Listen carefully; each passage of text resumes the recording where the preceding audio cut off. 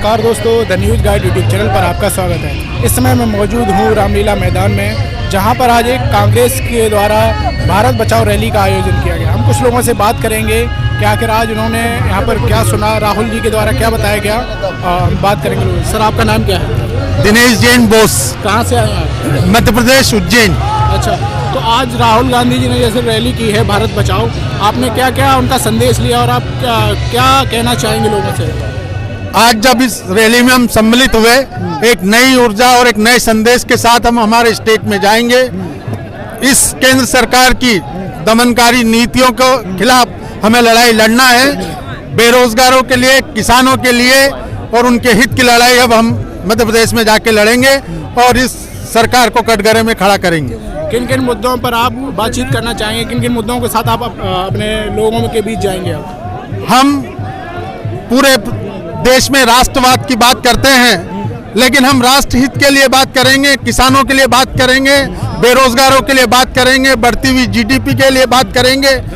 जो देश की वास्तविक हकीकत है, जो देश का जीवन स्तर ऊपर उठाती है, किसानों का स्तर उठाती है, उसके बारे में कोई सुन नहीं रही है सरकार।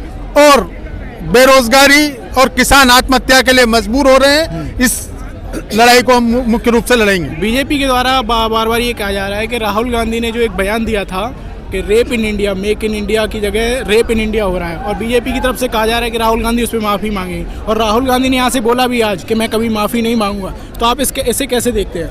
हमारे मध्य प्रदेश के अंदर प्रत्येक दिन, महीने में 30 दिन होते हैं, लेकिन 40 दिन रेप की घटना होती है।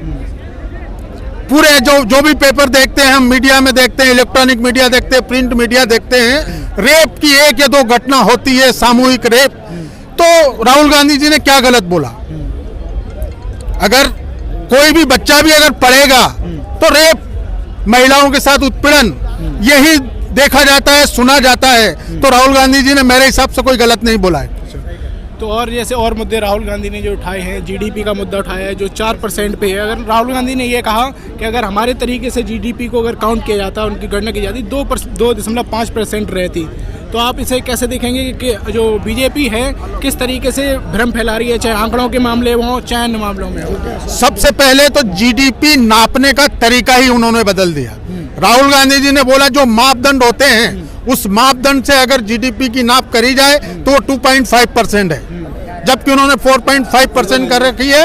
और ये खुद स्वयं पूरे देश को दिख रहा है कि लाखों लोग बेरोजगार हैं, धंधे बंद पड़े हुए हैं, जेब में पैसा नहीं है। तो ये अपने आप दिखाती है कि जीडीपी दर कितना कम है। ये किसी से सुनने की जरूरत ही नहीं है। और जो भी अभी बिल पास हुआ है संसद में, सीएबी, एनआरसी के लिए कहा जा रहा है, ये जैसे एनआरसी जब असम में लागू हुआ तो वहाँ कई 19 लाख लोग बाहर हो गए, और असम में अब जो है आंदोलन चल रहा है, आग की जगह दिखाई रही, असम जल रहा है, ऐसी बात कही जा रही है। और कैब की बात भी यहाँ की कही गई, जो अभी पास हुआ है ये भी लोगों के हित में नहीं है। देश के अंदर ऐसा कानून बने जो देश को जोड़े, ऐसा कानून नहीं बनना चाहिए कि जो देश को तोड़े। ये देश हिंदू, मुस्लिम, सिख, ईसाई सबका है, तो हमें सबको साथ में मिलकर रहना है। ऐसा कानून बने ना कि ऐसा कानून बने जो देश को तोड़ दे। के बाद में क्या वो बच जाएगा? क्या कहना चाह रहे हो? अमित शाह को जो सारी रकम दी है उसने, मोदी ने, क्या उससे वो बच जाएगा?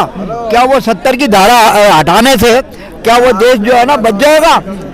वो देश को अंदर डाल रहे हैं, देश को मार रहे हैं।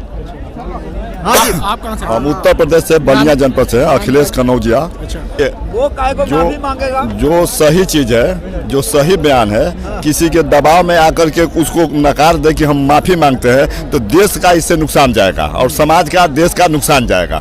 तो हम क्यों सही मुद्दे पर बोल रहे हैं और उसके लिए माफी मांगे? इनके जो मुद्दे हैं, जो विभाजनकारी मुद्दे हैं, चाहे देश को बेरोजगारी, अर्थव्यवस्था, किसानों से कृषि को, इन जो सही मुद्दे हैं देश के, जिनसे देश बनेगा, समाज बनेगा, परिवार बनेगा और साथ साथ जो है नौजवान और मजदूर किसान जो मिल करके बनाएंगे देश, उन मुद्दों से भटकाने के लिए ये उलूल जुलूल का मुद्दा पेश कर लोगों को लड़ा करके अपनी उल्लू सीधा करना चाहते हैं। हम जो बोलते हैं उस पर माफ़ी मंगवाना चाहते हैं कि हम सही मुद्दे न बोलें।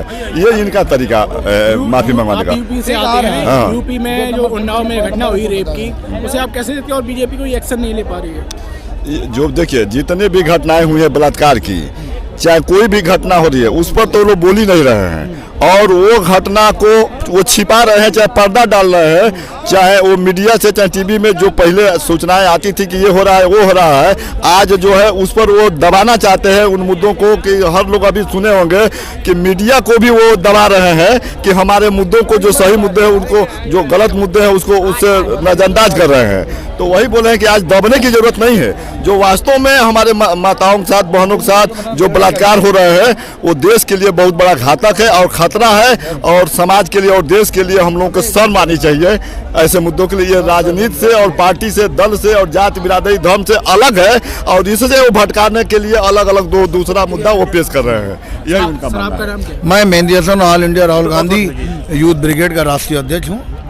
अच्छा, ये जो बात कही है, जैसे आज माफ़ी मांगने की बात कही गई थी कल संसद में राहुल गांधी से, लेकिन आज राहुल गांधी ने जोर देकर कहा मेरा नाम राहुल सावरकर नहीं है, मेरा नाम राहुल गांधी है। उसे आप कैसे देखते हैं कि जो इंडिया में रेप बढ़ते जा रहे हैं और इस समाज को राहुल बिल्कुल सही कहा उन्होंने। राहुल जी ने कहा कि मेरा नाम राहुल सावरकर नहीं है, राहुल गांधी है। सावरकर ने उस वक्त भी देश को तोड़ा था, आज उसकी सोच, आज उसकी जो विचारधारा, जो संघी और जो देश को तोड़ने वाले जो अंग्रेजों के साथ उस वक्त मिले थे, वो आज भी जिंदा उसी देश को तोड़ने का काम। सावरकर ने अंग्रेजों से माफी मांगी थी, इसलिए भी उन्होंने। माफी मांगने से कुछ नहीं होता है। देखिए जो नींव उसने बोई थी देश को विसंगठित करने के, डिवाइड एंड रूल्स वाली, वो अंग्रेजों के तलवे चाटते थे। आज उन्हीं की विचारधारा के ऊपर जो आरएसएस और जो भारतीय जनता पार्टी के लोग हैं और जो सरकार में है, तो वो उन्हीं की विचारधारा पे चल रहा हो। तो ये देश सभी कम्युनिटी, सभी समुदाय, सभी वर्गों का है, जहाँ पर 1600 से ज़्यादा जातियों के लोग रहते हैं और 2350 से ज़्यादा भाषाएं बोली जाती हैं। उसमें यहाँ पर धर्म और जाति के नाम के ऊपर विसंगठित या अलग या बांटा नहीं जा सकता।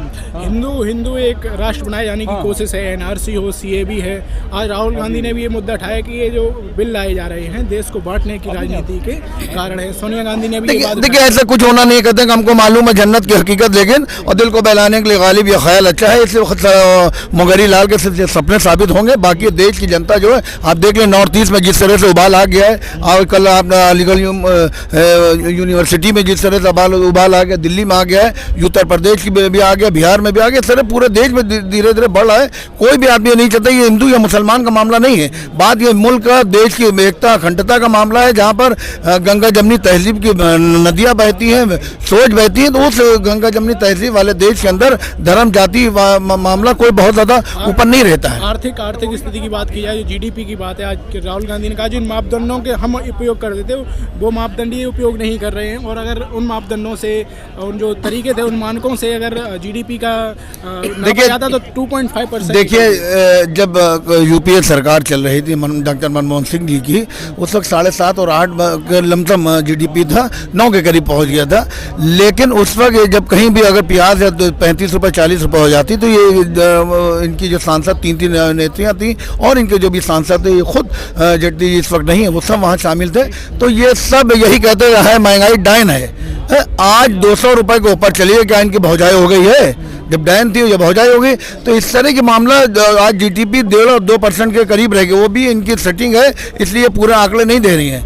आज आप अपने क्षेत्र में क्या संदेश लेके जा रहे हैं राहुल गांधी? बिल्कुल खुला संदेश है। कल भी हम लोग देश को मजबूत करने के लिए आगे थे और आज भी देश को मजबूत करेंगे। राहुल जी ने कह दिया, सोनिया जी ने कह दिया, प्रियंका गांधी ने कह दिया कि नौजवान आज जाग उठा है, कहते हैं जागो और आगे बढ़ो। तो उसी रास्ते पर हम लोग चलेंगे और देश की जो जनता है उससे यही कहेंगे, आइए निकलिए और देश में एकता और अखंडता को मजबूत करने के लिए सभी भाई हैं, सभी बहनें हैं, सभी एक सूत्र में बनकर देश की उन्नति और देश के विकास में अपना योगदान दें। आज जो उन्होंने वादा किया था कि 2 करोड़ लोगों को रोजगार देंगे, आज रोजगार तो मिला नहीं। हर साल 90 लाख लोगों का रोजगार छीना जा रहा है, छीन लिया गया है। जब रोकने आप दे नहीं सकते, आज नॉर्थ ईस्ट में जिस तरह के हालात हो गए हैं, जिन लोगों के आपने वोट लिया था, जिन लोगों के दम पे आपने भरोसा दिला के उनसे नॉर्थ ईस्ट में पहली बार आपने सरकार बनाई, और वो सरकार बनाने के बाद जिस तरह से आपने उनके ऊपर अत्याचार और जुल्म कर रहे हैं, आपने अगर आप बाहर गए आपने देखा वहाँ के नॉर्थ ईस्ट साइड के जितने भी सांस्कृतिक कलाकार आ रहे हैं वो सब बाहर जाके प्रोटेस्ट कर रहे हैं,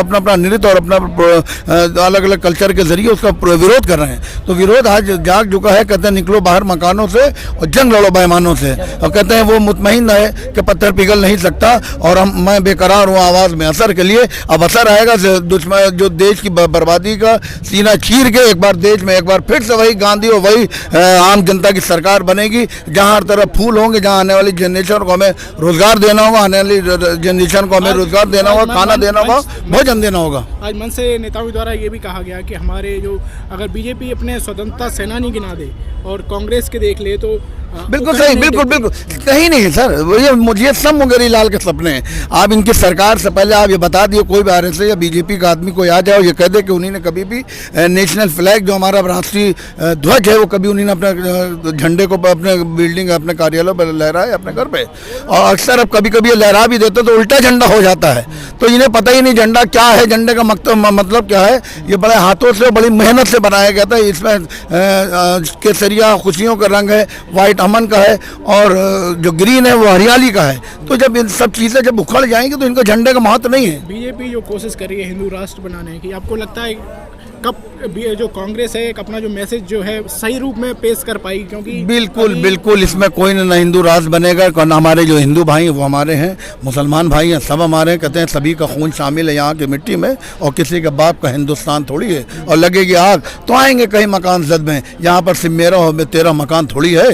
तो ये जब अगर इस तरह के कुछ होगी तो हमारे भाई भी हिंदू भाई भी हैं, मुसलमान भाई भी हैं, क्रिश्चियन भाई भी हैं, माँ है बहन है, इनको भी दिक्कतें और तकलीफें होंगी। वो हम तो लोग नहीं चाहते। कांग्रेस ने हमेशा सबको साथ लेकर चलने का काम किया, सबको रोजगार देने का। आप देख लीजिए आज से पहले आपने राहुल इंदौरी का शेर पढ़ा, उनका एक शेर और फेमस है, सरहदों पर तनाव है क्या, पता करो कहीं चुनाव है क्या। हाँ, बिल्कुल सही है। क्या आपको लगता है जब सरहदों की बात होने लगती है तो ऐसे मौके पे जब चुनाव होने वाले होते हैं तब ऐसा माहौल बनाया जाता है? देखिए उनका एक और शेर है कि झूठों ने झूठों से कहा सच बोलो।